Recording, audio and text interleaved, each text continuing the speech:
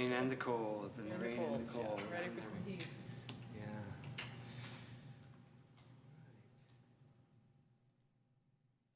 We have 2 more weeks of river, what they call it, atmospheric river.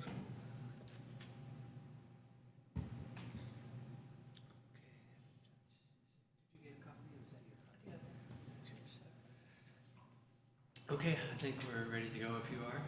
All right, I'll call this meeting of the Albany Planning and Zoning Commission to order around 7 p.m. on Wednesday, March 8th. And I will read the land acknowledgement. Well, first I'll do a roll call. I'll note that all commissioners are present.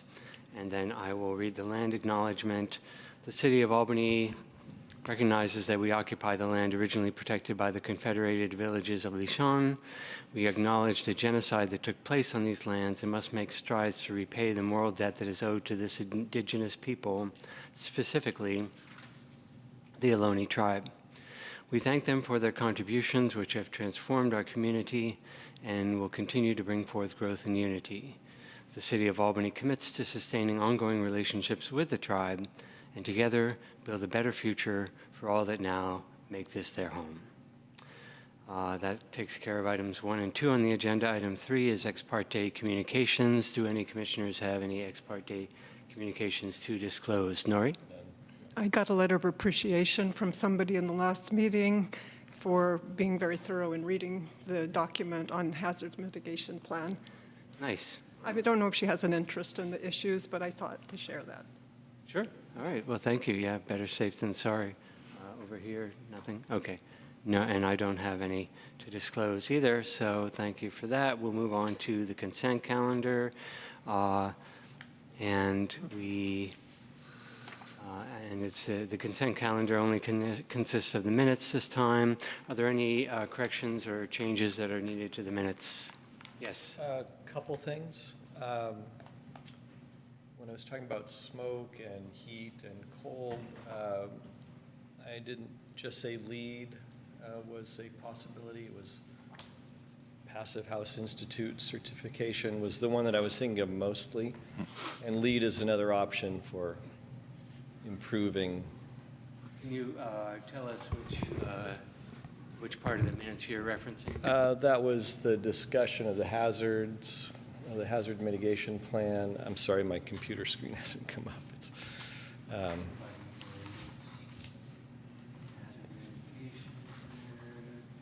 which was item 7. yeah, item 7, talking about improving building standards to mitigate hazards of smoke and heat, cold sort of thing. So, yeah, I mentioned a bunch of different possible certifications programs, and LEED was not the only one, and it certainly wasn't meant to be the answer to that problem, basically. But Passive House Institute was the one I was talking about the most, which if that's in there, that would be great. And there were a few others. Living Building Challenge, Architecture 2030. So, I believe Commissioner McLeod is referring to, on page 4, the first paragraph there, lines 1 through 7. and then the other minor point, I didn't say that nuclear, what did we say, nuclear weapon or nuclear catastrophe would be, I didn't say it would be terrorism. I think that was Commissioner Waddy's comment. I just said it's something a nuclear event is something that could be conceivably something we could plan for. That was it. Okay. Anything else? Do any members of the public who are online have their hands raised for commenting on this item? If there are any members of the public who would like to address the commission on the consent calendar, please raise your hand. Use the raise a hand function. At the moment, I'm not seeing any hands raised. Looks like there are 2 members of the public and our city's consultants in the Zoom audience. And just in case people are curious, no one is in the audience here in the building. Yeah, thank you for that. It's appreciated. It's always, for the people online, noting who is around online and in person is always good because having been online only, I know that you can feel very cut off from all the details. So do I have a motion to accept the consent calendar? Sure. Motion to approve the consent calendar? Second? Do I have a second? I'll second. Okay, we have a motion and a second. I'll do the roll call. Commissioner Hudson? Aye. Commissioner McLeod? Aye. Commissioner Moman? I recuse because I was not in the meeting last time. Okay, one recusal, and Commissioner Wadi? Aye. Okay, and I vote aye as well, so 4 ayes and 1 recusal. I mean, well, I guess it would be, do you want to, you can abstain? You're, Yes, I abstain, sorry. okay, yeah, and 1 abstention. And just to, for the record, that approval was with the changes that Commissioner McLeod. Thank you. I appreciate that, yeah, okay. And you motioner and seconder Yes. accept that? Including those amendments. Very good. All right, moving on to announcements and communications. Any from staff? Just briefly, we will have, at your next meeting, we'll kind of get back into the routine of regular planning applications. I think we'll have at least 4 teed up. It's just, there's kind of a strange cycle going on where they're ready or they're not ready. And so in case you're curious, the reason not having any tonight is applicants just not quite ready. Sure. Okay, thank you for that. Any other announcements from commissioners? Hearing none, we'll move on to public comments. This is the section of the meeting where anyone in the public can comment on an item that's not on the agenda. So do we have any hands raised? There are no members, as noted, currently in the building here, members of the public. Do we have any hands raised online there, Jeff? Director? Again, I'm not seeing any hands raised. If someone would like to address the commission, please use the raise your hand function. I'm not seeing any right now. Okay. Well, then we can move swiftly along to item 7, which is our study session on the implementation of Assembly Bill 2097 regarding off-street parking requirements. Staff? Bear with me just for a moment. I'm going Take your to time. promote our consultant team up to be panelists, and that takes a moment for them to make that transition.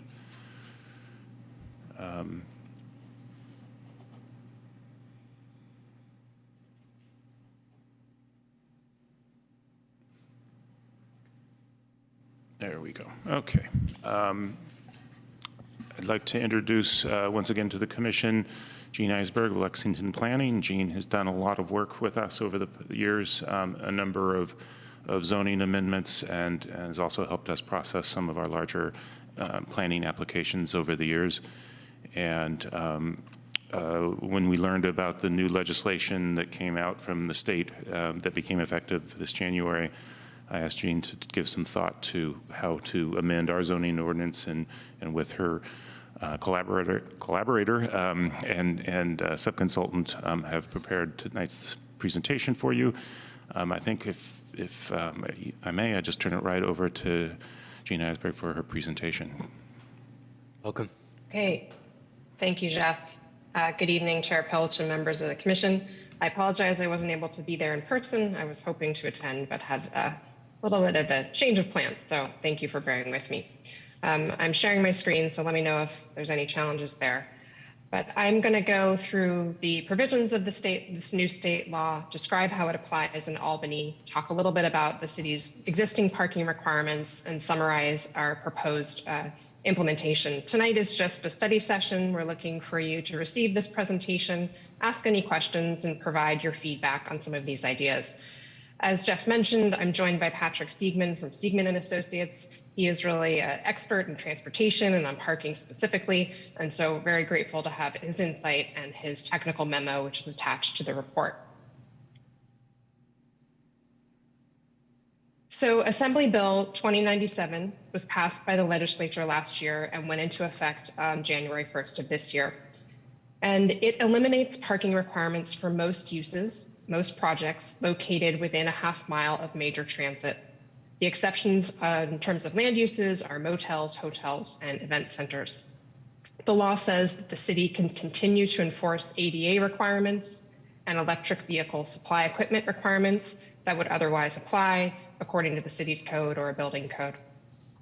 The law also says that the city may still require spaces for car share vehicles or to charge fees for parking, such as in an unbundled parking situation, if parking is provided voluntarily. So this map is showing how this law would apply in Albany. And so it applies to sites, again, within a half mile of major transit. That's defined as BART stations, namely the El Cerrito Plaza BART station, the 72 rapid bus transit line on San Pablo Avenue. It also applies to the intersection of bus routes with frequencies below, including 15 minutes during peak commute hours. So currently in Albany, that includes the 52 line, the San Pablo 72 lines, and the 18 line. And so you apply all of those stops and those intersections, and you see the map here. And so the bulk of the city is included in this applied area. The exceptions are the waterfront area, including the racetrack west of I-80, portions of the parcels fronting East Shore Freeway and that CMX district or the Cleveland Avenue area on the west side of the city. And then on the east side of the city, a portion of the R1 single family home district and the top of Solano Avenue at the Berkeley border. So the way it is now, the city generally requires minimum parking requirements depending on the use. So that means in multifamily zones, generally 1 space per unit. Commercial zones, there's a large table in the ordinance with a space per square footage depending on the type of commercial use. The exception is the San Pablo Avenue specific plan, which has no minimum parking requirement and a maximum space, 1 space per unit. There's also some blended commercial parking rates on Solano Avenue and San Pablo Avenue, which means that regardless of the type of retail use, 1 parking standard applies, and likewise for restaurant uses, a separate higher parking standard applies. The zoning ordinance also allows some exceptions. So first, allowing developers within the Solano corridor and the San Pablo corridor to pay a fee in lieu of providing parking.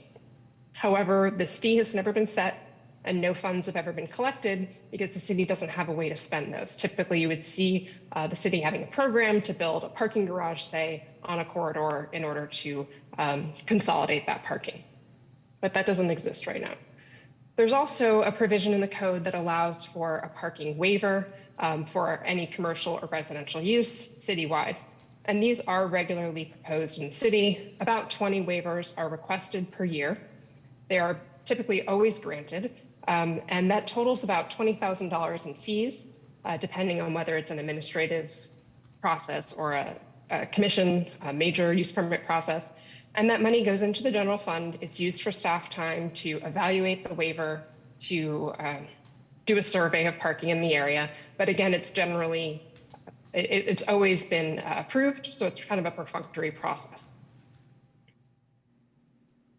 So if AB 2097, if the city chose to do nothing, you're not required to implement this law, or excuse me, you're not required to codify this law within the city's code. However, the city could choose to do so, and that would effectively remove that minimum parking requirement in the first bullet.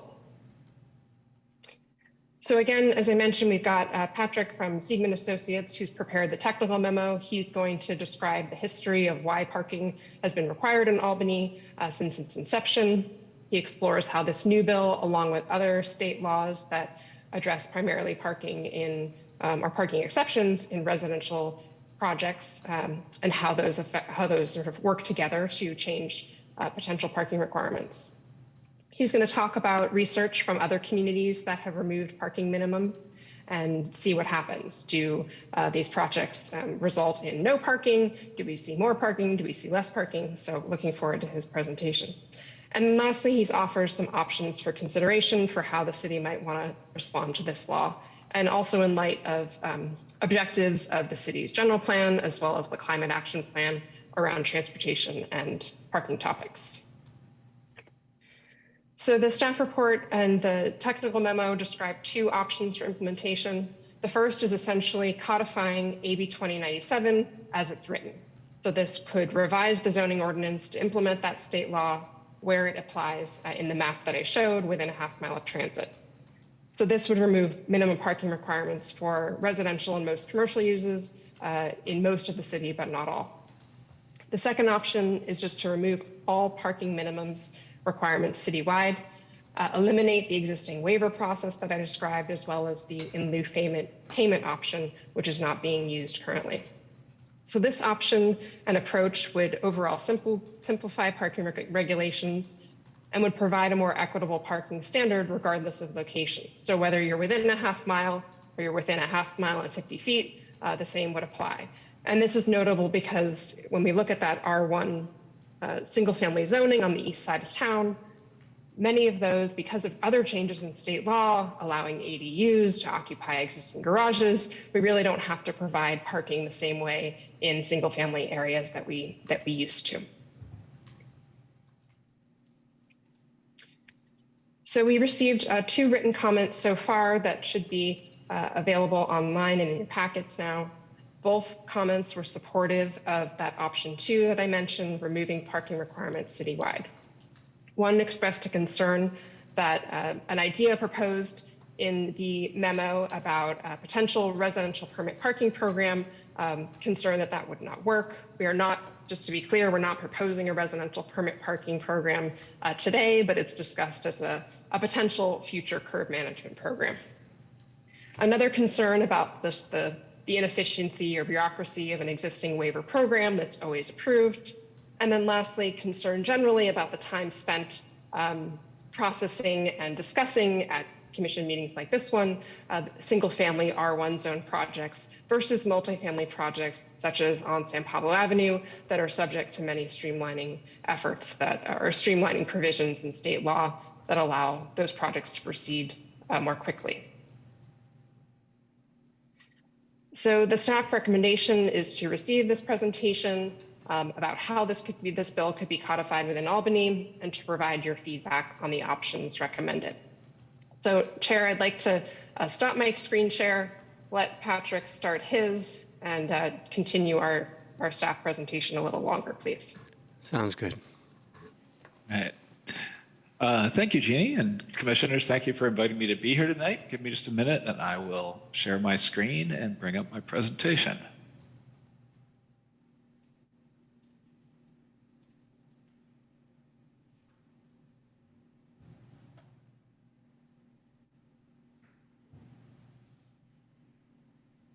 Just a minute.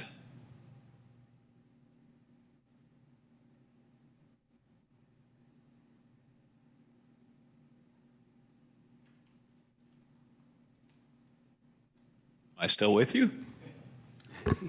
Yeah. So you see a blank blue screen. Yes.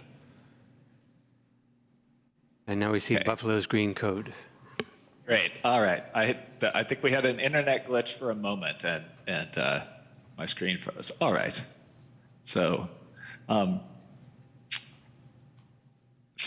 hope you've all had an opportunity to read the technical memo that I prepared on tonight's topic. And in the next few minutes, I just want to highlight a few of the key points of that memo. And afterward, I look forward to hearing your thoughts and your feedback.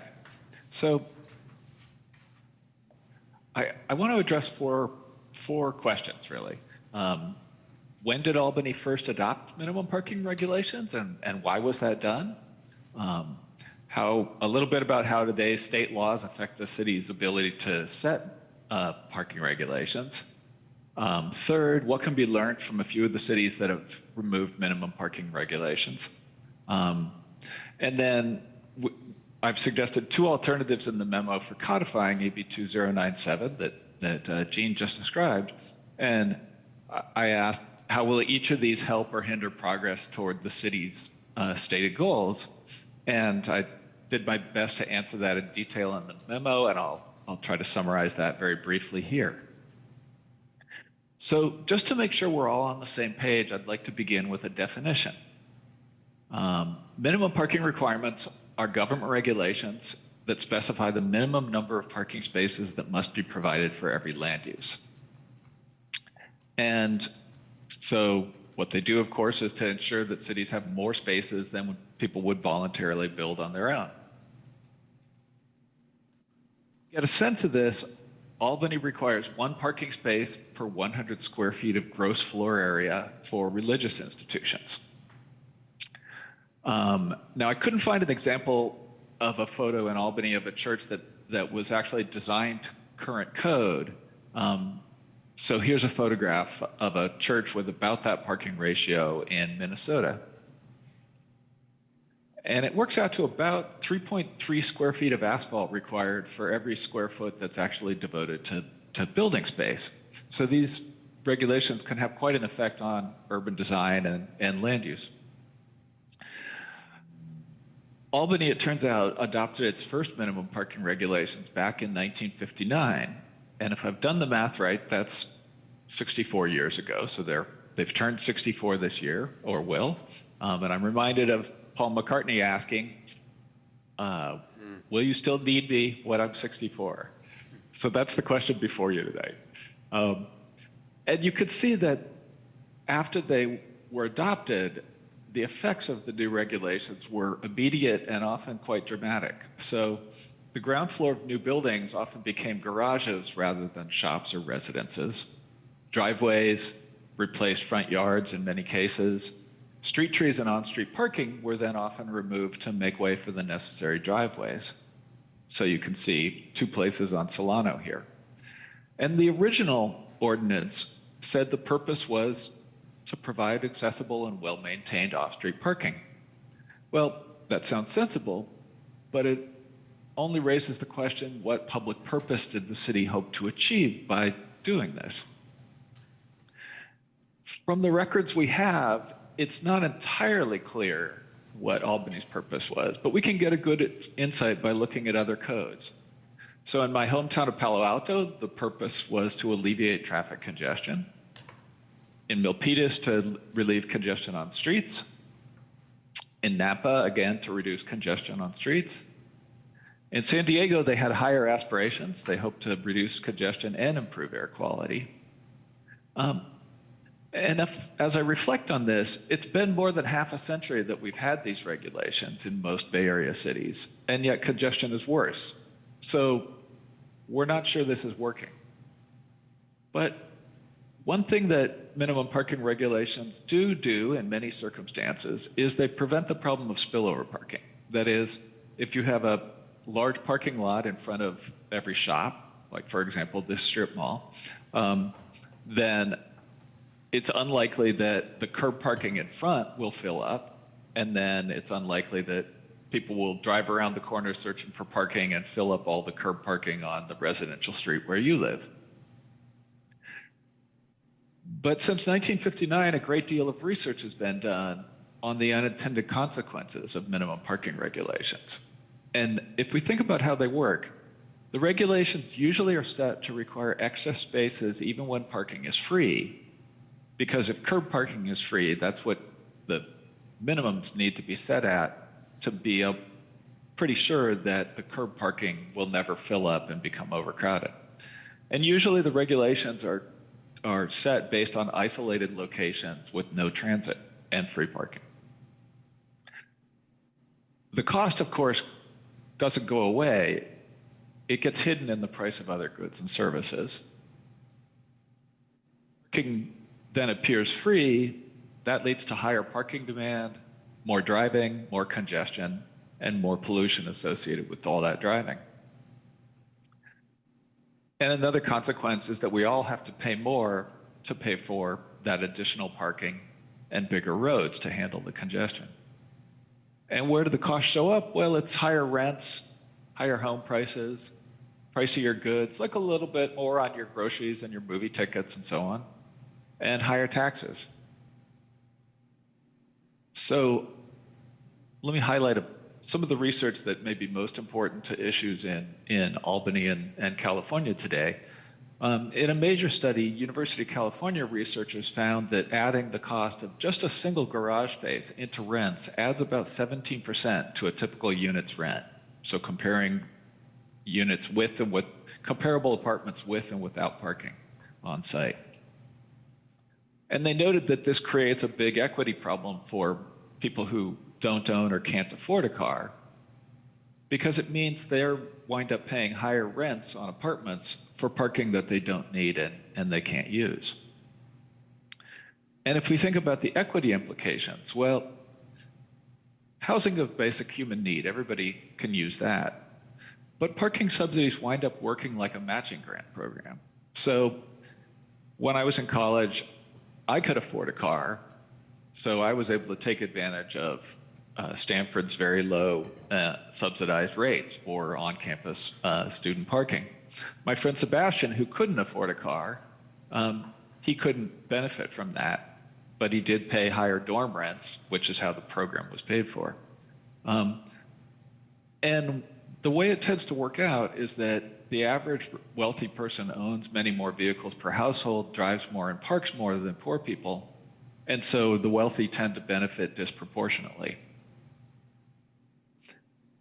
Another unintended consequence that we just learned of in a fairly recent study is my former colleague Adam Millard-Ball, who's now a professor at UC, looked at residents who'd been randomly assigned effectively to below market rate homes with or without on-site parking in San Francisco. And what he found was that the residences that included on-site parking induced a lot more auto ownership. So the car ownership rate in the buildings with at least one parking space per unit was more than double that of the buildings that didn't include parking. And of course, once people own an automobile and store it at home, they tend to drive more, so congestion and associated pollution goes up as well. In recent years, the legislature has taken a look at all these research results and a very large body that's accumulated by now, and they've also come to the conclusion that the parking minimums are undermining progress towards state goals by increasing the cost of housing and limiting supply and so on. And so, as I summarized in my technical memorandum, there are now some 11 laws at least, I may have missed a few, but there's at least 11 that limit Albany's ability to impose minimum parking mandates. So what might happen in Albany if these regulations are removed? Well, we can tell quite a bit by looking at all the, well, some of the cities. In interest of time, I won't mention more than a few, but some of the cities in North America that have already removed all of their minimum parking regulations citywide. We have good research studies from a few of them.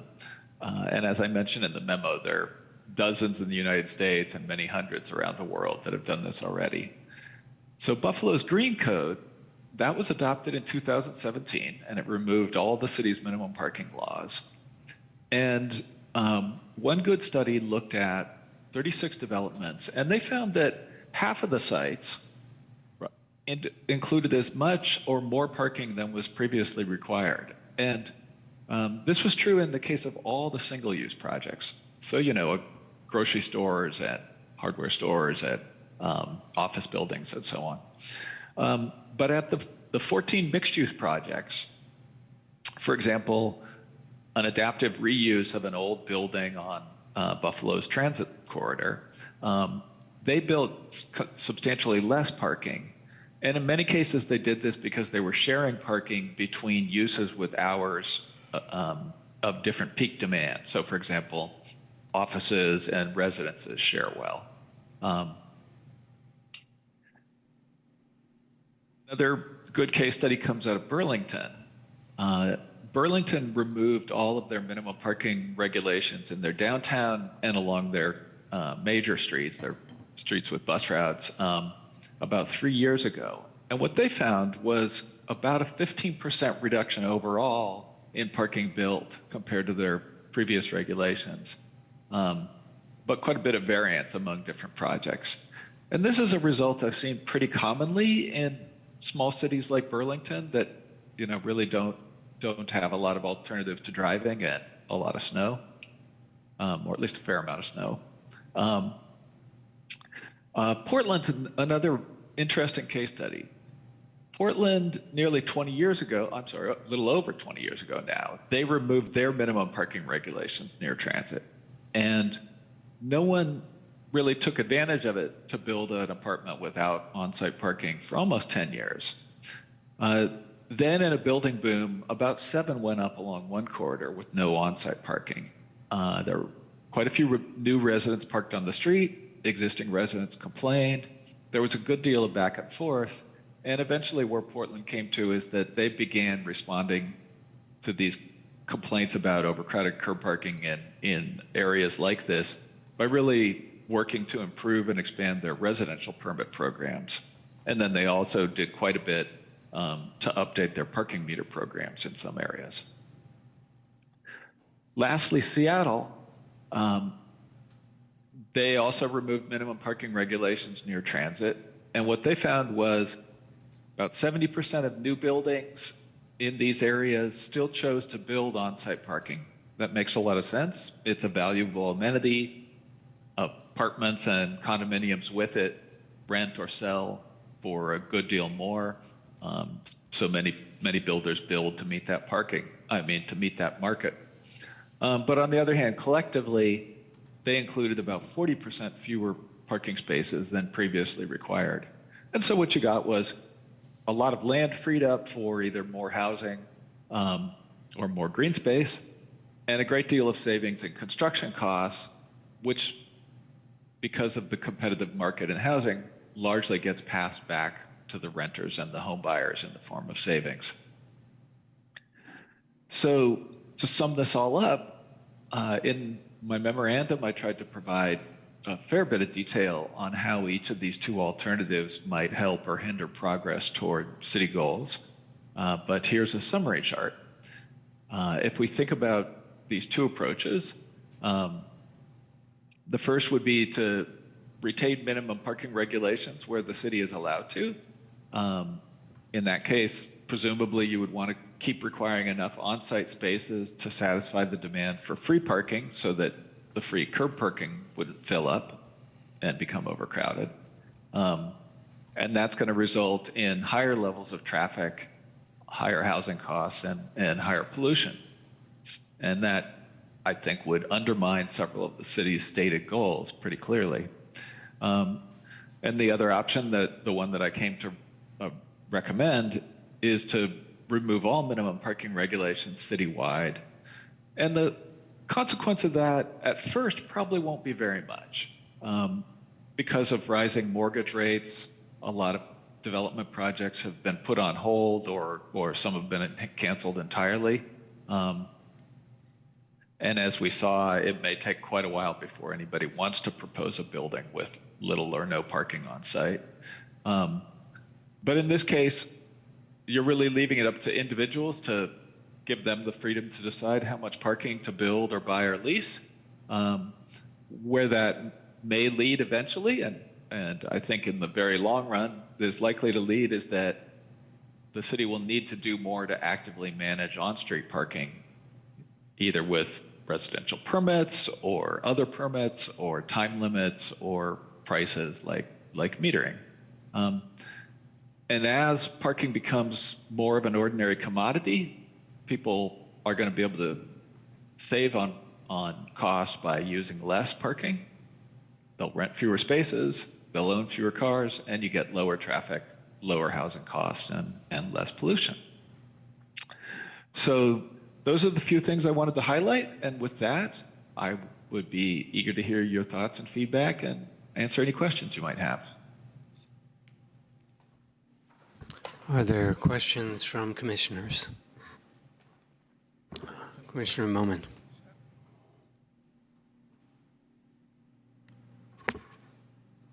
Just give me a minute.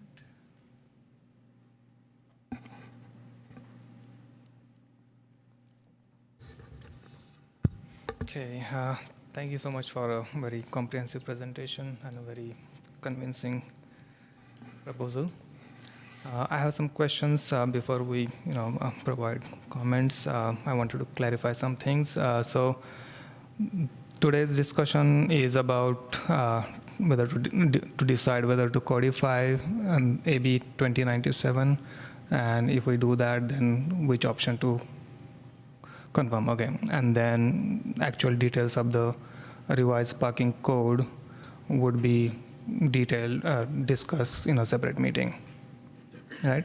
That would be the next step, yes. We Okay. would, presumably, if you give us direction today, we'd come back with some proposed technical amendments to the code. Okay. So the next question is about the law and its codification. As you mentioned, the law prohibits public agencies from imposing minimum parking requirements. But you also mentioned that, and also in the presentation, and also in your report, that city is not required to codify AB 2097. So how does that work? How would the law work when it is not codified by the city? We are required to honor state law, and it causes confusion because people will look at the zoning code and they'll see one thing, and then there's a state law that says something different. And so technically, we're already complying with the new law. By codifying it, it essentially cleans up our municipal code so that our practices on a day-to-day basis are the same as what appears in the municipal code. Jean, do you want to add anything to that? Yeah, I would just say, practically speaking, if a developer wanted to use AB 2097 in their narrative application to the city, they could say, hey, we're invoking this state law and we want to provide this zero parking or this standard that's less than what is typically required by the city, and just point to that and demonstrate that they're within that half-mile area and meet that state law. There's no formal application process or other way that it's requested. Okay, so just for discussion sake, cities are not required by law to codify. Okay, okay. Okay, and then my next question is about the the qualifying transit routes. You have shown the routes on San Pablo Avenue, AC transit AC route 18, 52, and 72. I'm sure you must have looked at all other transit routes. Didn't the transit stops at Solano and Calusa qualify, where we have 18, 79, and G services running?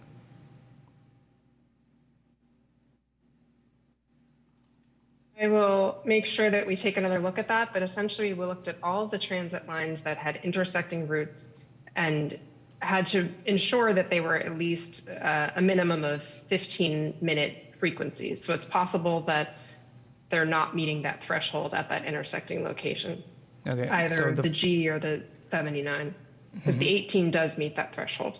But we'll double check that for sure. Yeah, that would be great. If it does qualify, then the question of applying the law or whole city, entire city, doesn't arise. It would be a foregone conclusion.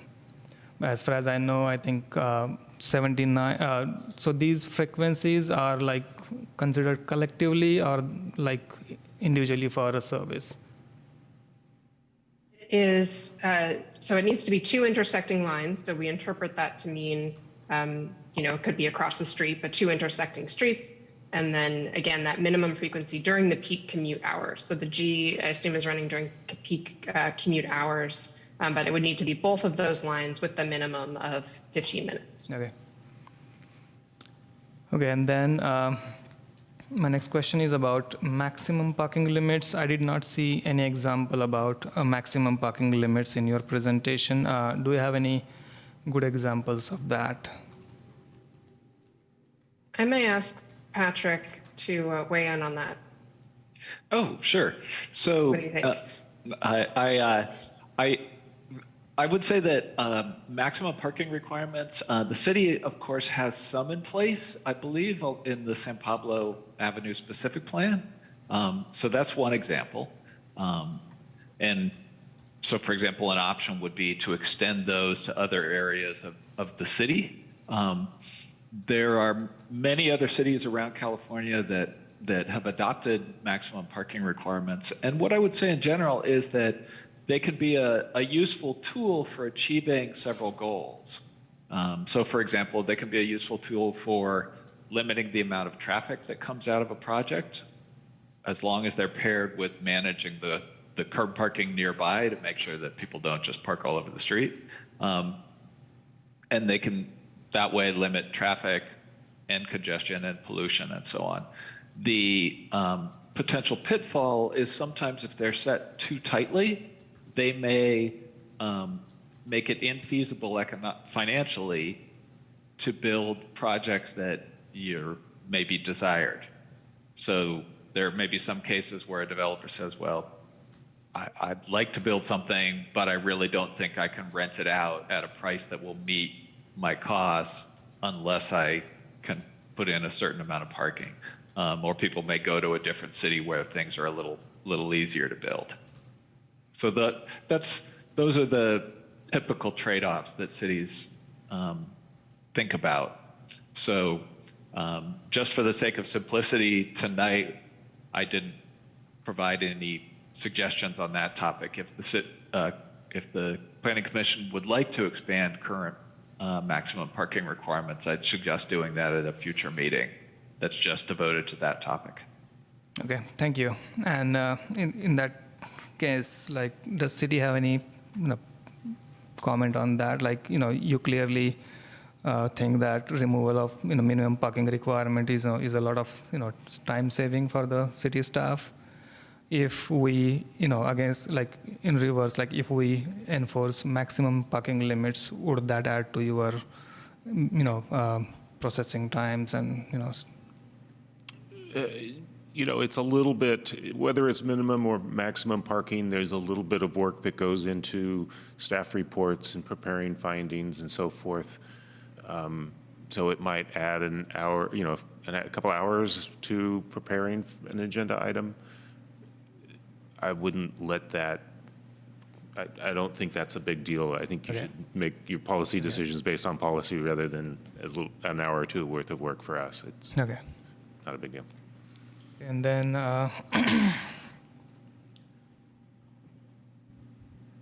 in the memo on page 15, there's a mention of 2 climate action programs. One is about paid parking and residential permit systems.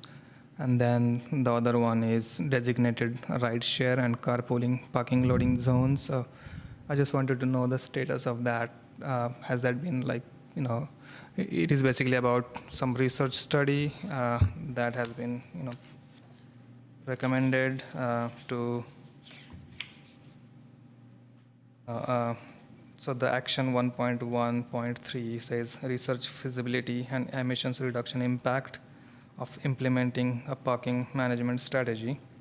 This research would explore the costs, benefits, and considerations of introducing a parking management strategy such as paid parking or permit systems. So that's one action.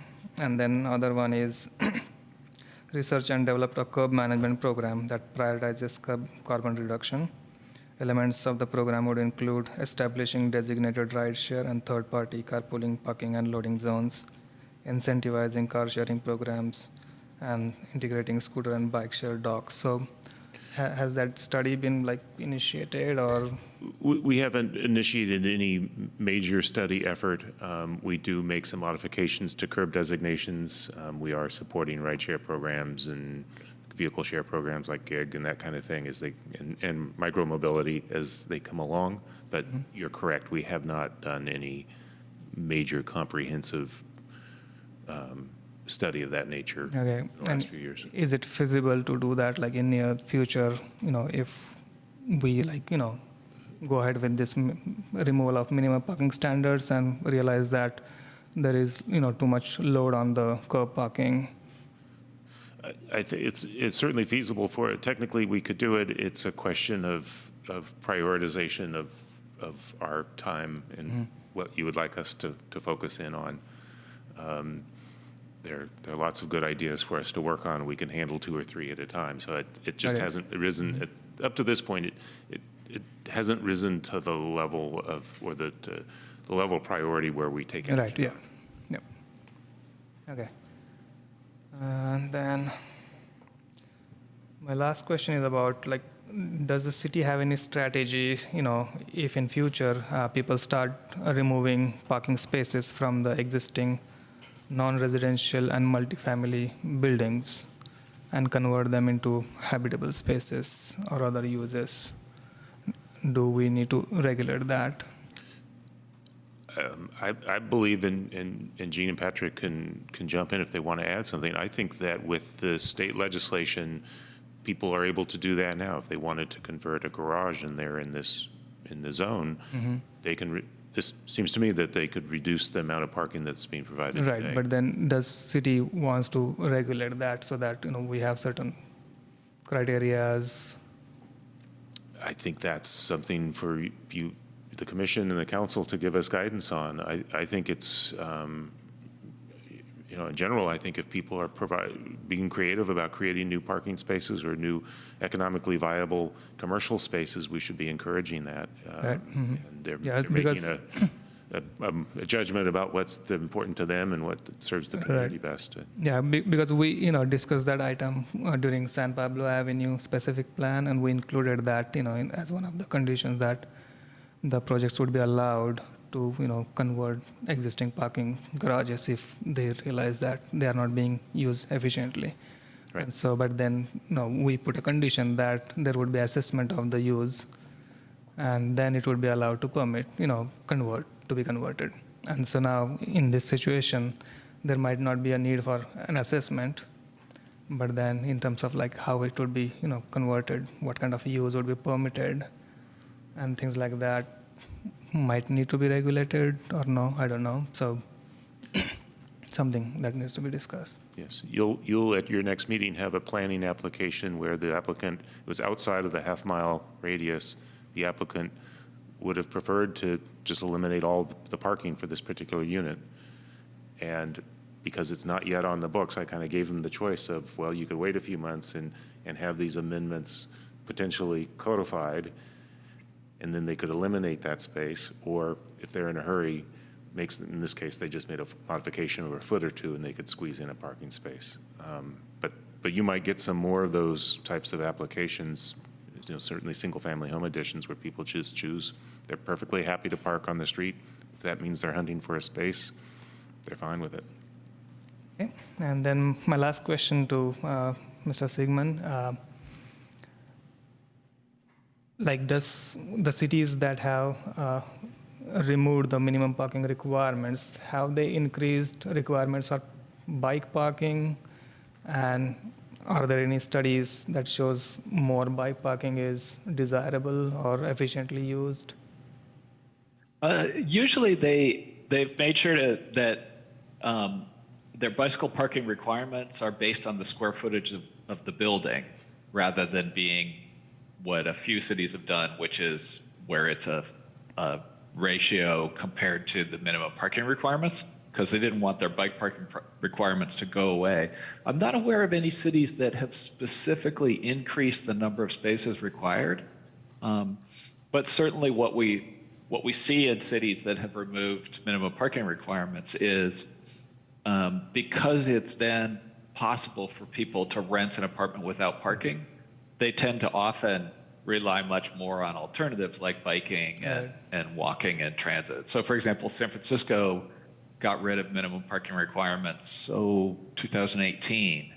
And many of my neighbors here in the city are living car-free. I mean, for me, it would be an extra $400 a month to rent an off-street parking space in the neighborhood. So I prefer to save money by not owning one and relying on my bike and car share cars and so on. But so in short, there's more use, but I'm not aware of any cities that have specifically increased their bike parking requirements in response. Okay, thank you. That's all, Chair. Thank you. Questions from other commissioners? Yes, Commissioner Hudson. Go ahead. I'll go after. I think we're relying upon a frequency of buses that would meet the peak hour at 15-minute intervals. However, you're probably aware how the ridership in both BART as well as AC Transit has not even reached its pre-pandemic levels, like 58% on AC Transit and only 40% on BART. And I'm curious if you have any idea if the frequency would decrease because of their inability to meet their budgets, because they do expect budget deficits for at least the next few years. And especially on on AC Transit, their ridership does rely upon the fares as well as subsidies. See, I am not aware of any plans finalized yet for changes to transit service, but I know that agencies are grappling with this. And right now, many of them are really actively lobbying the state to make sure the frequencies stay high.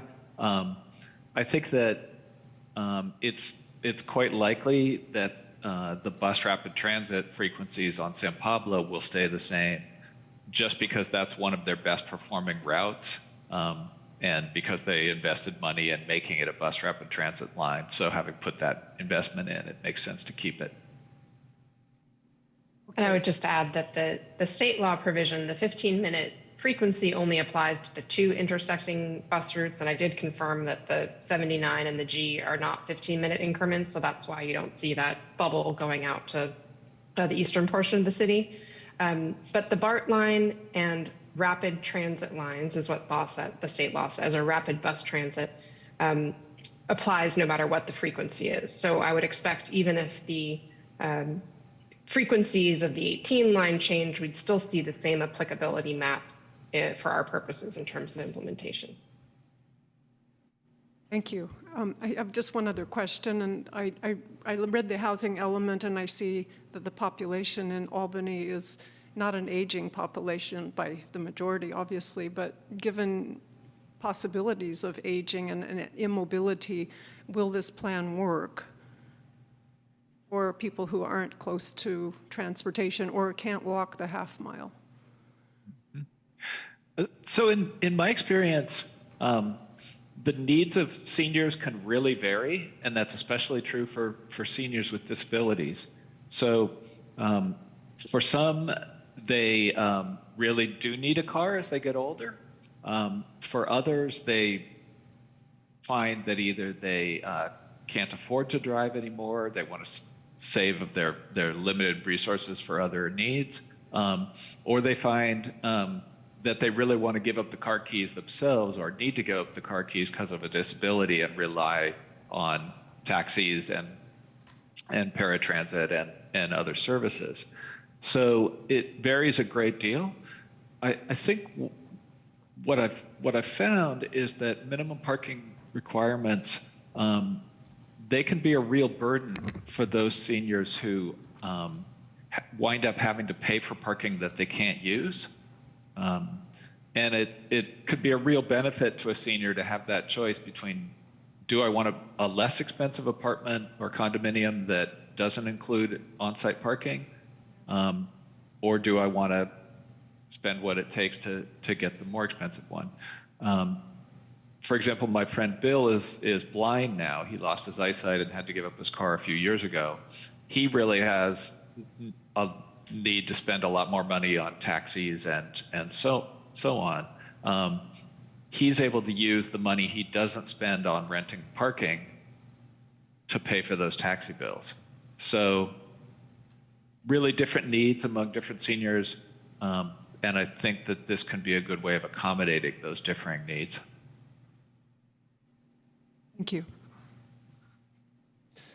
Commissioner McLeod, did you have something, a question?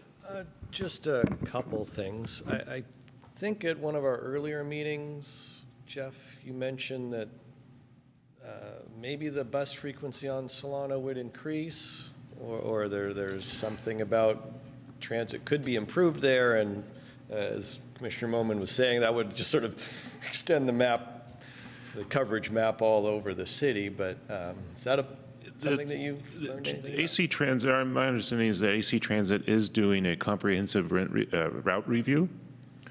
And given the financial constraints they're facing that Commissioner Hudson mentioned, I'm not sure whether we can expect increases in service, but they are looking at the effectiveness of their service. And so theoretically, I suppose, you could see routes being modified. In our case, it is, as Patrick mentioned, it's hard to imagine anything changing on San Pablo Avenue. And the 18 and 52 are both, I think, well-utilized buses. So I'd be surprised if there's not a bus on Solano Avenue that doesn't have pretty good service. And the same goes with the Monroe location, because the connection between University Village and the campus is again well used. But theoretically, I suppose over time, the location of these non-San Pablo Avenue stops could change, increase or decrease, and that could have an impact if we don't adopt it citywide.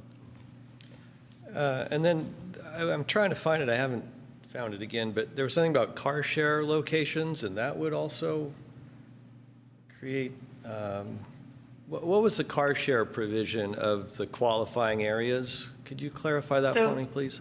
Right. What state law says is that if the city requires car share vehicles, then they can continue to do so. So for example, in the city of Berkeley, they no longer have minimum parking requirements for residential uses, but they do require a car share space, or up to 3, depending on how many spaces are being provided.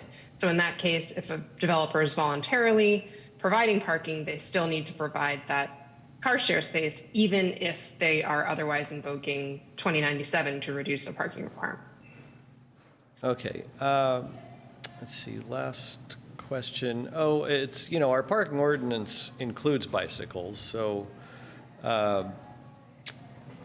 that's not at all part of what we're looking at or deciding here, which I don't know if I have a question, or I'll have maybe comments later then. Okay, thank you. But, or maybe the question is, why not? Why aren't we looking at bikes also? So I don't know who would answer that. Oh yeah, why aren't we looking at bicycle parking as well as car vehicle parking? I'll mention, I'll just mention that I didn't address it in my memo, partly because I thought, well, this subject is complicated enough, just responding to this particular state law and other recent ones, that addressing how to handle minimum parking requirements was a good sort of meaty item to chew on for tonight, and perhaps addressing revisions to bike parking requirements could be a good topic for a future meeting. Okay, that's it for me for now. Thanks. Okay, thank you. And Commissioner Waddy. I don't have any questions. Plenty of comments when we get to that. Okay, great. And I do have a few questions. So I note that there is one more bus that comes to that intersection of Calusa and Solano, which is the FS, but I doubt if that has more, the G and the FS are both the Transbay buses, and so they probably have the same lower frequency. And I just lost my questions. Where'd they go? Come on. There we go.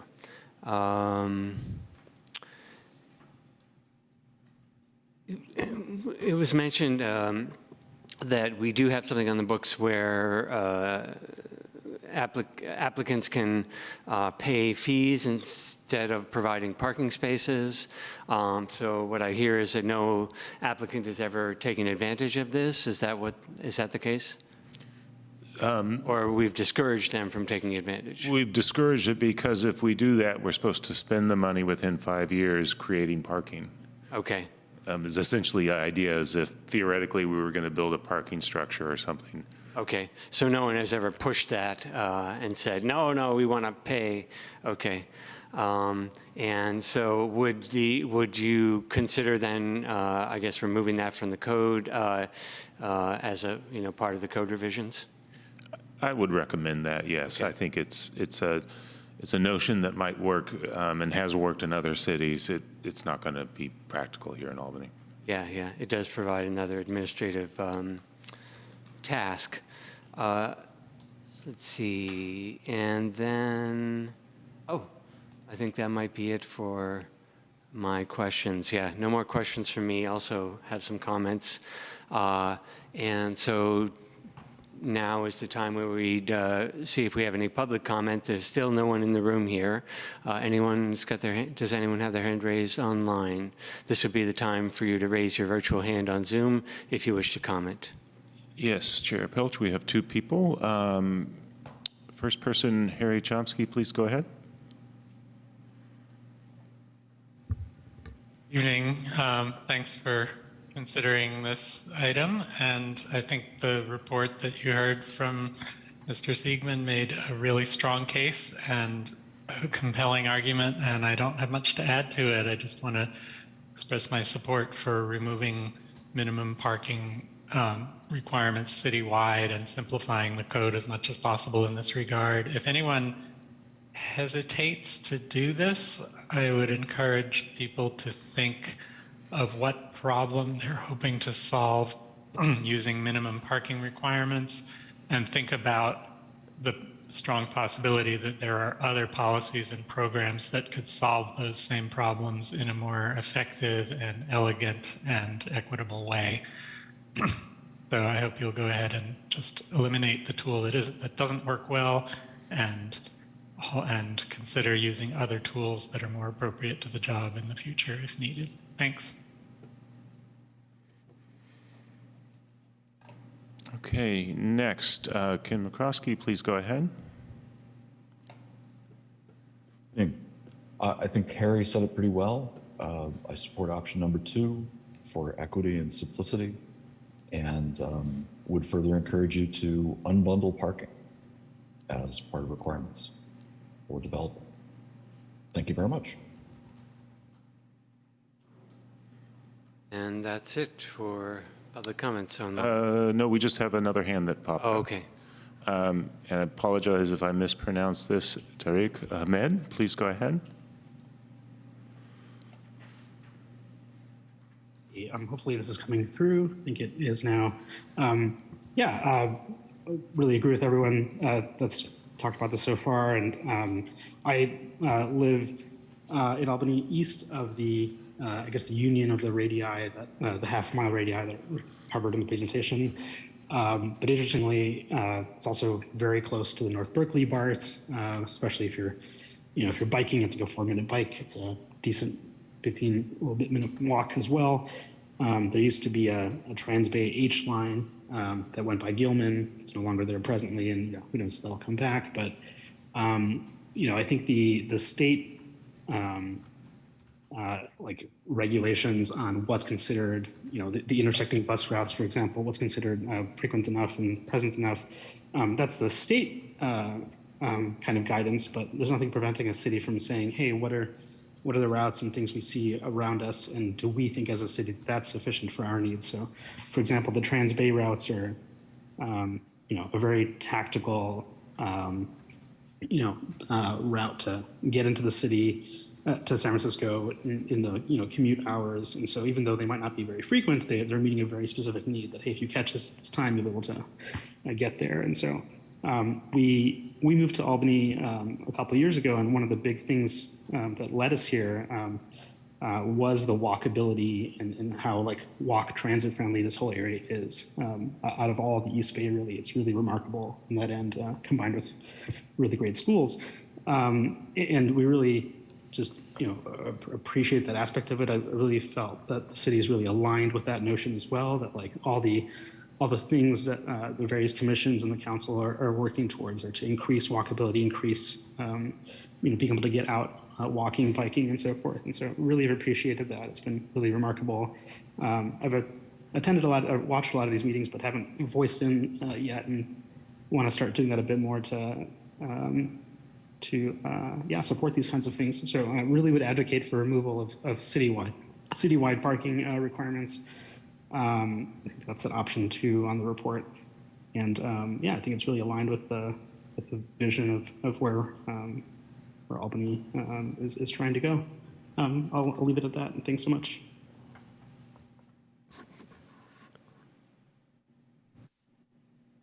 Any more hands? I am not seeing any more hands raised. Okay, great. All right, thank you to the members of the public who commented. I'll bring it back to the commission. Commissioner Waddy, would you like to start with comments? I'd love to, thanks. Well, thank you, both Patrick and Jean, for the presentation. I think it was really helpful. In my opinion, to answer the simple question, I absolutely do think it's our responsibility as a regulatory agency to include state laws in the local zoning ordinance. As somebody who implements a zoning ordinance every day, where we don't have a state law in one of them in our local zoning code, it causes a lot of problems. And I think a really important part of being a regulatory agency is having transparency in the rules. And when people, sort of to your point, Jeff, people expect to be able to read the zoning code and have it say what it means and mean what it says. And when it doesn't mean what it says, to me, that's not creating a transparent and clear government agency. And it leads to situations where you have to hire technical experts who, know a lot, versus what I feel like in Albany is a very accessible zoning code where you can actually have homeowners come in and ask questions and kind of read it and understand it to some degree. And I think it's really important to make sure we stay up to date with state laws and include those. So I think at the bare minimum, we should certainly have it reflected and be aligned. In addition, though, I do support removing certainly the parking minimums for residential parking citywide. I think it makes a lot of sense, especially given that state law effectively covers the majority of the city. I think it's really weird to randomly carve out, a half block here and there where it applies on one side of the block and then not on the other side of the block when it's the exact same land use. And again, working in a city that has no parking minimums, I think there's sometimes a bit of fear and a false narrative that getting rid of the parking minimums is all of a sudden going to result in all of the parking going away. And that's not what happens. In San Francisco, for example, you still see lots of projects coming in that want parking, that want to add parking, especially in areas of the city that are harder to access with public transit and do take more time, or just because somebody's unique personal circumstance in their single-family home necessitates them having more cars or wanting more cars. And so I do think it's certainly important for people to be able to, adapt their property in a way that meets their family needs. But I think the beauty of having no minimums is that what you tend to see is, especially with developers who are running pro formas and are very savvy at what the market is doing at that specific property location, is they really do hone in on the need and the market need. And parking is a cost. And so if they're not going to not provide parking if there's demand, because that's a bad market decision, and they are business people, and they are going to build what the market demand is when it comes to parking. And there is a huge surplus of overbuilt parking that a lot of developers were mandated to build years ago that are not being used. And so I think allowing developers build the parking that they think the market is dictating, and again, that demand would be very different at the corner of Solano and San Pablo than it might be elsewhere in Albany. If somebody was building down, we're not changing in the CMX, but let's say hypothetically somebody built an apartment building down there might be a much greater need down there. And so I think it just gives that flexibility. It lets homeowners, if they are really into biking and their whole family's into biking and their lives and their jobs enable them to not have a car, it lets them use that space differently in their home for some other purpose. But it also lets a family that if they do need 2 cars or they have to, take kids left, right, and center across the Bay Area for different activities, it lets them still do that. And so I think what it really does is it lets people just have flexibility in defining their own family needs and where they choose to spend their money. And I think at some level, giving people that freedom and the ability to, especially since we have such a high proportion of single-family homes, and we have a very high rate of home ownership here, lets people choose how they want to spend their money and make a conscientious choice around, there's a cost associated with parking, which I think is part of sort of the whole movement of getting away from maximum, mandating parking, but allowing minimums, is it makes you realize that parking does have a cost and it's been subsidized. I would also just say, practically speaking, as somebody who grew up in Albany, I can only think of one person who ever actually used their garage for parking their car. Plenty of people use their driveway. Plenty of people park in front of their curb cut. But very few people, I think, actually park their cars in their garages. And I've always felt, and I think we've granted a great number of parking waivers since I've been on the commission, but I've always found it to be really inequitable that we would mandate somebody remodeling their home to add add a garage when we don't mandate people to use their garages. And I think that narrative is really inequitable. I do think it's a wise thing that if we, have a pretty significant change in policy, I think it's worthwhile to do a study every several years to sort of question and validate our hypothesis that we're making here, that, people are still, have the ability to live enjoyable lives. And sometimes that includes being able to park near their house. I've certainly lived places where I had to circle for 45 minutes to find street parking. And that's no fun for anyone. But I don't think that's the situation in Albany. And I don't think it likely ever will while there's still a pretty high volume of single family homes. So all of that to say, on the residential side of things, that's sort of my opinion. I think we should allow people to just kind of do what they want to do. I think certainly within that, we should maybe look at maximums, but I don't think we've ever seen any proposals where people are going crazy with how much parking they want to add. On the commercial side of things, and I mentioned this when we were talking previously, I forget what it was that we were talking about, but it was at some ordinance we were looking at on Solano Avenue. I'm certainly very opposed to having parking requirements triggered when people are changing uses on Solano. I think to some of the callers' comments, Solano really is, I think, the gem of Albany, and so many of the reasons people move here is for the walkability and sort of the charm of storefront after storefront after storefront, and making people provide parking is really not practical. The parking would be the whole storefront, and that just doesn't make sense. But I think some of our parking requirements technically could trigger the need for somebody to put in off-street parking. So I feel like there's just a disconnect between common sense and logic on some of that as well. And if you have most of those storefronts on Solano, I would say are solidly under 2,000 square feet, if not under 1,000 square feet, and that's just doesn't seem reasonable to ever require. No matter what the land use is, it's not going to be a big parking generator. So that's sort of my position on sort of the smaller commercial stores that are in that size. I do think with the really big box type stores, there's probably, I'm a little on the fence of whether to let just sort of the market dictate or to mandate. There is certainly a demand. Target has a demand for parking, and I think that's just practical. Whether it's the amount they've provided is a different question, but there's certainly a demand there. There's certainly a demand for large grocery stores, BevMo, those types of places. I think there's a practicality there. And I don't know what that right number is, but I think there is that sort of line in the sand of the size of the facility is really a driving force. When you have a business that's over 10,000 square feet, you're probably going to have a parking demand that makes sense to at least have it be a discretionary action rather than, a hard and fast line in the sand. But I think it would be easy enough to say for, the typical businesses on Solano that are under 2,000 square feet per storefront, that there should just be zero parking for those. So,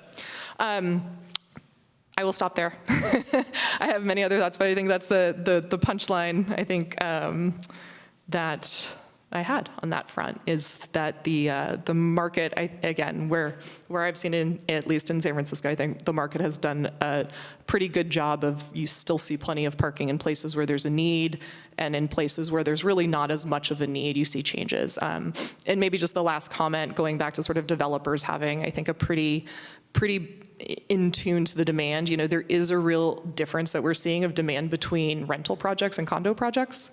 And condo projects often do have a higher demand for parking than rental, but often zoning codes don't reflect that. And there's just sort of a mandated parking requirement. And so I think we've already kind of missed the boat on the nuance of where the market demand is. And so I think by letting projects just do what they need, we're more likely to get a better alignment of sort of the use of space and the cost of parking.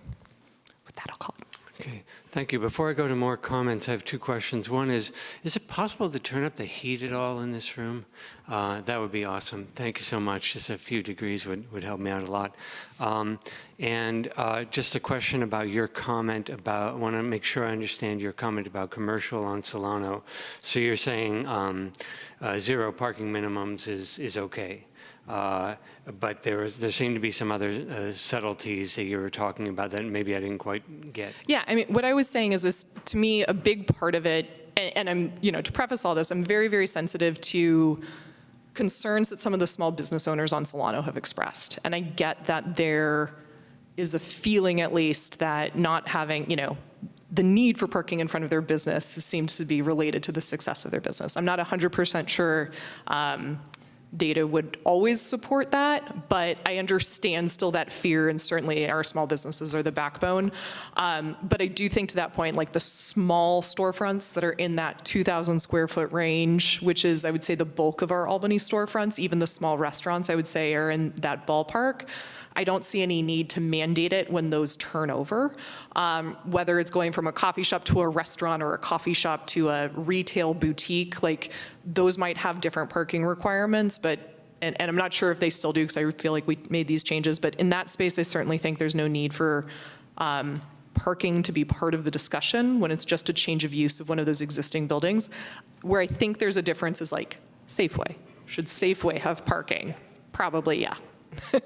So that's sort of, and I don't know what that perfect line in the sand is. I would certainly defer to some of our experts or consultants to dig into like where that right line in the sand is for all of these. But I think the principle being the small ones that don't have parking already, let them just have changes of use more easily and flexibility. But the big ones, there should be some standard there. Thanks. Thanks for clarifying that. Who else would like to comment? Please for a moment. Yeah, sure, I can go ahead. Okay, thank you once again for the presentation. I agree with Commissioner Waddy's most of the comments. I think the city should codify maybe 2097 in our ordinance for the clarity and everything for public to know, have access to the provisions in the state law. And then I strongly support removing minimum parking requirement citywide for all uses. I think the remaining area outside the half-mile zone is mostly R1 on the east side, which already have a couple of options for minimizing the parking requirement anyway. So it will not be impacted in a major way if we remove that requirement from that area. And then a small stretch of Solano Avenue commercial is also outside the half-mile zone, which could be possibly rezoned in the near future, and minimum parking requirement could be eliminated as part of a specific plan similar to San Pablo Avenue. So covering that area under the citywide removal of minimum parking standards would also should not be a big issue. And I think, I also think that if the transit service is the kind of the sole basis of deciding which area should not have minimum parking, I think a difference from 15-minute transit interval to 20-minute transit interval is not really a big change. So considering the transit service on Solano Avenue and for removal of parking requirement for the upper Solano area should not be an issue. And then my next comment is about maximum parking limits. I am in favor of enforcing some maximum parking limits, since we are talking about climate action goals and reduction of emissions and things like that. I think just enforcing or just removing minimum parking requirement is not enough. I think we should have some limit on the upper side also. And so I would recommend using maximum limits for residential multifamily buildings for sure. We have already done that. The maximum limits are already in effect for the San Pablo Avenue specific plan area. And as I mentioned earlier, Solano commercial could also be, rezoned in future, and we could use similar maximum limits there also. So what is left is like really a small, area of the city that would not have maximum limits. So I would recommend like extending that limit on the remaining R2 and R3 zones where multifamily buildings are possible. And I think we could go for the same one parking space per unit as maximum limit. I would not recommend maximum limits for single-family residential. We know typically Albany single-family homes don't provide more than 2 parking spaces, and most of them are on driveways, as Commissioner Waddy mentioned. we have got approved a lot of exemptions for parking, and also a lot of single-family homes are now developing ADUs, which take advantage of relaxation for parking requirement. So I think having a maximum limit on single-family zones, R1, would not be necessary or have much impact. And then for non-residential, I think we should again have maximum limits on non-residential uses, as one simpler way. And I think many cities, that have maximum limits, have just converted their minimum requirements into maximum parking. So there is no minimum parking is required, and whatever minimum parking are required by current zone could be be the upper limits of the parking that needs to be provided. And then coming to residential parking permit and on-street parking management, naturally the removal of minimum parking requirement would impact the curb parking, because Albany has free curb parking, they would be overcrowded. So even though at present we do not need residential parking permits and parking meters, I think we would need to implement them in future eventually. So now the studies that the memo mentions on page 15, I mentioned earlier in my questions, I think those could be useful tools, like if the city can manage to do some study about the residential permit, systems and curb management, on-street parking management, that could be really useful. And I think we also need designated ride-share and carpooling parking and loading zones. So we should find ways to implement that. Either city could develop those on major corridors on Solano and San Pablo, or we could include some requirements on major multifamily projects where they should provide some ride-share parking and also dedicate some loading zone in front of the curb. And then about the bike parking, I'm in favor of increasing bike parking a little more than what currently the city requires. I think we require one parking per unit for multifamily projects. It could surely be increased if the project opts for a zero parking. And then lastly, about accessible space, I recommend requiring accessible space and EV charging stations in the project that provide parking. But I don't think they are necessary in the project where there is no on-site parking. I agree with the consultant's suggestion of providing an accessible space at the curb. And if we really want, if the project is serving a niche, section of the people, like senior housing or homeless housing or such like, maybe there could be a loading zone and a curb ramp, and so that accessible parking space could be further enhanced in terms of accessibility. So things like that could be included in the project. So overall, I think I strongly feel that we should go ahead with citywide minimum removal of minimum parking requirements. Okay, thank you. Commissioner McLeod, do you want to go next? Sure. Yeah, interesting points. Thank you for your presentations. Just to kind of cut to the chase, I agree with option 2 wholeheartedly, for the basic reason of having, simplified administrative requirements, simplified codes for everyone in the city to understand, to not have side-by-side differences where somebody has to pay the $1,400 fee when their neighbor next door doesn't because they live, literally 10 feet closer to the transit stop.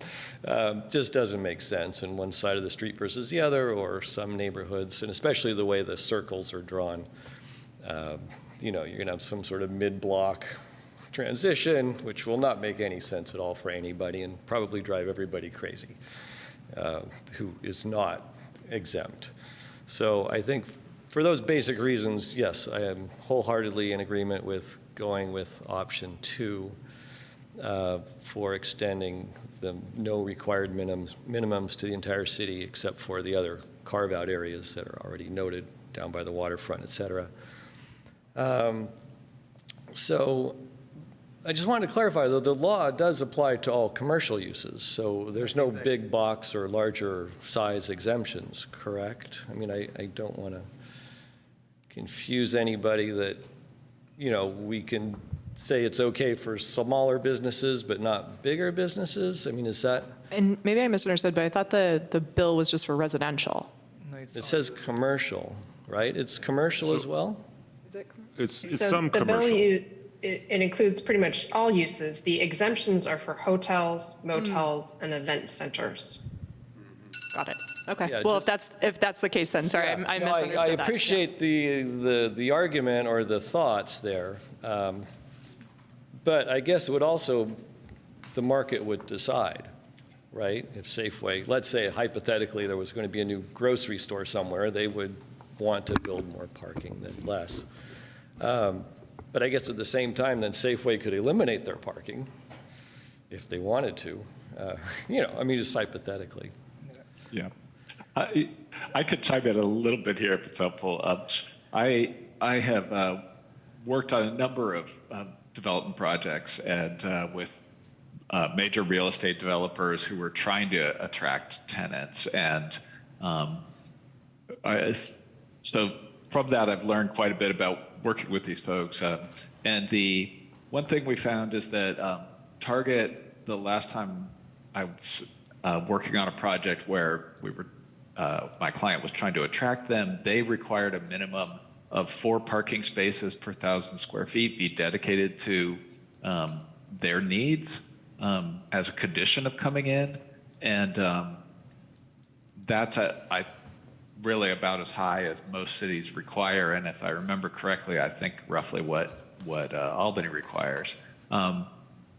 Similarly, Home Depot, they used to require 4. They went down to about 2.5 after doing a study and finding that was their actual usage at peak days, peak hours. And with many shopping centers, what we found is that tenants are so picky about parking when they're a major retailer that they often require not only that their lease specified that they'll have access to spaces, but in a shopping center like Stanford Shopping Center, for example, they'll require that a surface parking field adjacent to them must remain that parking. The mall can't redevelop it without their permission and put the parking that supposedly serves them somewhere else. So they really do want to make sure they have customer parking in most cases. Yeah, thank you. Yeah, we have had a presentation here in the past by some real estate people who say these bigger chain stores, they have very specific requirements for their parking, and they won't even come in if it's not met. So, you know, but we're not dealing with that so much here in Albany. There are some, but I think we're looking at more mixed use along San Pablo. We're not expecting, you know, big retailers to come in and plop down a box. And so anyway, back to my train of thought. You know, I agree with the comments that have come before.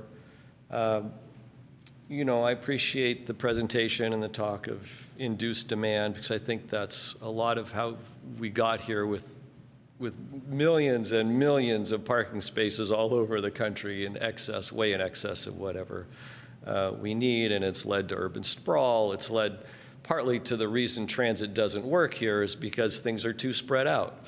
And so if we are densifying our cities, transit will work better. You know, I think we should be looking at the bicycle parking. I don't think it's should be part of this process. I think we can adopt this ordinance for vehicle parking, and I think the bicycle changes would really require a different process and, you know, much more in-depth look at it. But I think we should be increasing the bike parking requirements. I think the idea is that we reduce car parking requirements, increase bike parking requirements, and we're giving people an alternative to car usage. And the corollary of that is creating bike and transit infrastructure so people aren't as car dependent. I've said it before, if we create car infrastructure, we get more cars. If we create bike infrastructure, we get more bikes and active transportation.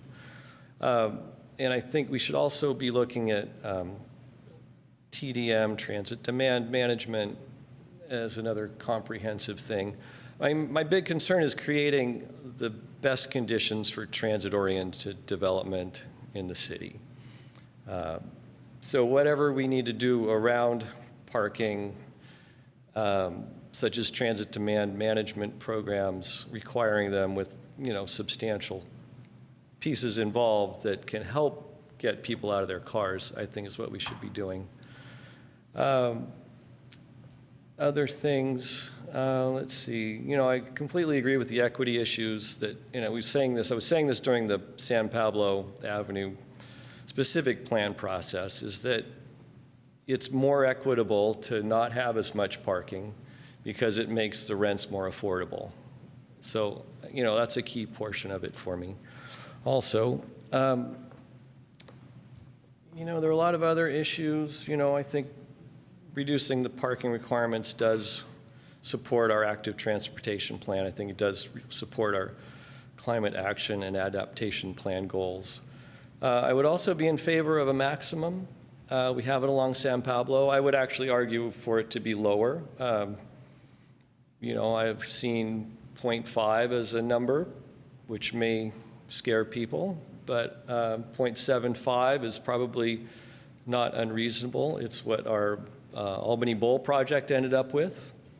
They were actually only required to provide 0.5 spaces per unit because they were within half mile of a major transit stop, but they ended up going to 0.75. So, I think that would actually be a reasonable number. And I think the parking maximum should extend to everything but single family. If somebody had a big enough lot and they wanted to build a 2-car garage, why would we say no to that? Most lots aren't big enough for that. The other irony in Albany is that almost no one parks in their legal parking space. Most people on my block park in their driveway. Their first car is in their driveway. The second car is on the street at the curb. So it's sort of a fiction that we are requiring these parking places in the first place when it's not the actual reality of how people do things. So, saying that you don't have to provide that legal parking space still means that people are more or less going to have a driveway or maybe even 2 spaces on a driveway, and those will be their parking spaces, at least for the smaller developments. But I think for anything but single family, we should have a maximum, and I think that would help avoid kind of the whole bottom floor being garage doors or a parking area. The irony about Solano Avenue is that if we imposed all these maximum or minimum parking requirements, Solano Avenue could not be built like it is today. We wouldn't have these rows of storefronts. And we routinely give waivers to new businesses that want to start their business on Solano in an existing building. And if we didn't grant that waiver, they could not actually put the new business in there. So, we're faced with this all the time, and I find it ironic that sometimes we get objections to other projects that have less parking when we're approving lots of businesses on Solano that have no parking spaces. And I understand they all feel it puts pressure on the street parking, but that's a different issue, and that's where if street parking is overly burdened, then you go to parking meters, or you go to residential zones as well to help mitigate the spillover effect. The residential zones would really be to mitigate the spillover effect from commercial parking, which can also be regulated by parking meters, which they do in Berkeley along Solano Avenue. So there are other solutions for this. So, I think we need to look at it comprehensively and not just parking isolated, but take into account the other pieces around the margins that make an impact on how people use the streets, basically. So I'll stop there. Okay, thank you. Commissioner Hudson. I'm leaning toward option 2 for 4 reasons that seem to have already been said, but I'll just say them again anyway. I think it's good to simplify code when possible. I like the idea of transparency for the public to be able to see it and understand it without having to have a lawyer do it. I also think the second reason is to reduce staff time on a project. You probably are short-staffed. You probably need the staff for other things. The third thing is equity and fairness. Just what you said across the street could be very different from your house. And the last one, I do think, although it's complicated, is encouraging transportation on public transit, and hopefully the revenues will follow, but it's a vicious cycle. You have to have the ridership to support the fares, but they're not going to ride unless there's regular transportation. So which comes first is a good question, but I think it's a good idea to do option 2. Okay, thank you. And let's see. So I agree with the comments of my fellow commissioners, so I'm not going to repeat them and try to speak more narrowly to the matter at hand here, which is whether we should impose the minimum citywide or not. I'll note that all the comments have been in support as well. All of our public comments have been in support of imposing the minimum citywide. And I think that if we reduce cost to the city, if we do so as well, because we reduce staff time, so staff costs will be less.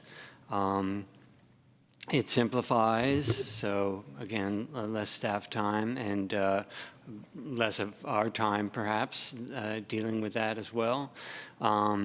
This is a state law. This is about conforming to a state law, but doing this, I also think, does conform to our climate action plan, climate adaptation and action plan, active transportation plan, and housing element, allowing more housing to be built.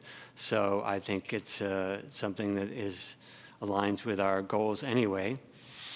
And I do think we want to make sure that we allow for enough ADA parking and car share, and if we do have parking, make sure that we have robust percentage of EV parking required. Just to speak very briefly to a number of other things that have come up that I think we can discuss in future meetings, I do think that we are evolving how we. This will help us evolve, I think, towards dealing with R1 projects versus multifamily projects, and maybe spending less time on R1 projects and maybe more time on multifamily projects. I think we are a bit skewed in that way. That was a comment that came in from the public, so we can discuss that in the future. Max parking seems to be something that max parking limits seem to be something that other cities do, but I would want to have a robust discussion about that too, because I don't know what the best practices around that are myself. Definitely in favor of having as much bike parking as we can mandate without cutting into costs too much for developers. I mean, providing bike parking is so much cheaper than providing car parking, and so why wouldn't you provide that when you're encouraging the use of bicycles, which again aligns with our climate goals, our active transportation goals, et cetera. And finally, parking management, I think, it's something we don't have to deal with. I think as Commissioner Moment says right now, we will deal with it when we come to it, and this is what cities do all the time. They have residential parking permits. They have parking meters. There are standard ways to deal with parking management, and we can cross that bridge when we come to it. So I think, I think that's it for now. So it sounds like we might have a consensus on this one, yes. Yeah, I just wanted to agree, you mentioned earlier removing the in lieu parking fee. Yeah, okay. I would agree with that because, yeah, if we're not using it, take it off the books. Yeah, again, a simplification list. And then there was a question about unbundling. I mean, there is something in the code about unbundling now, but it's not a requirement. We could make that a requirement, or? I'd have to look at the precise wording, but it's an option, it's at least optional. It's an option, or? Did we do it maybe in the specific plan, but not citywide? I think it's unbundled in the specific plan for San Okay. Pablo. Yeah. So, yeah. I mean, I would support, Oh, yeah, I was just going to support unbundling it also. I mean, it doesn't change the actual amount of parking. It just means that, like, not everyone has to choose to buy a spot as part of their rent, which seems like a really easy, equitable win. Yeah. And I'm seeing a head nod from Commissioner Moman, and I would agree as right. well. What I think it does is that, let's say you don't have one space per unit, you have fewer spaces per unit. That allows the people who really want them to pay for them, and those who don't can opt out, so, yeah. Okay, yeah, great. So I think you have some So, direction. if I could take a shot at kind of a next step, and Gene and Patrick, feel free to jump in. I think we could bring back to you a rough draft, perhaps, of an ordinance that incorporates the comments that you're making. I do think we're going to need to spend some time talking about maximum. You'd like to see some maximum parking standards for discussion. And so, Patrick and Gene, we may need to do a little research on that so you have a good base of information for your discussion. The relatively simple edits regarding in lieu and unbundling as appropriate, and for the moment, setting aside for separate and perhaps sooner rather than later discussion about bike parking and parking management, street parking management. Capture the. I think that captures it. Anything? Yeah? Yeah, sounds good to me. Sounds good to us, it sounds like. Gene and Patrick, was there anything else? I did want to mention, when you say citywide, we're assuming you understand the waterfront is we're not able to modify that, so it's citywide, less waterfront zoning district. Because of Measure C. That's right. Okay. Was there anything else, Gene or Patrick? No, thank you. Yeah, and thank you to our consultants for being here tonight and helping us along. This was just a study session. Do you need a vote or? I don't think so. I think there's a good consensus, and you'll have an opportunity to vote more formally the next time we bring it back to you. Okay. All right. Well, thanks, everyone, and thanks to the members of the public who came and commented, and we'll move along to our next item, which is the one item of new business, the Planning Commission Chair and Vice Chair reorganization. So I'll just kick it off. I think it would be great to have a discussion of who might want to be chair or vice chair, and then we can do, if we have to, we probably should do a formal call for nominations, but I think it's nice to have a discussion before then if people want to discuss, so it's not just completely formal. And I'll kick it off by saying that I am interested in being a chair for another year. However, I am not wedded to that idea. If others feel like they are interested in stepping up, I'd love to hear that, and I will step back if so. And sorry about this stupid phone. That's how I feel at this time. Anyone else want to comment before we go to formal nominations?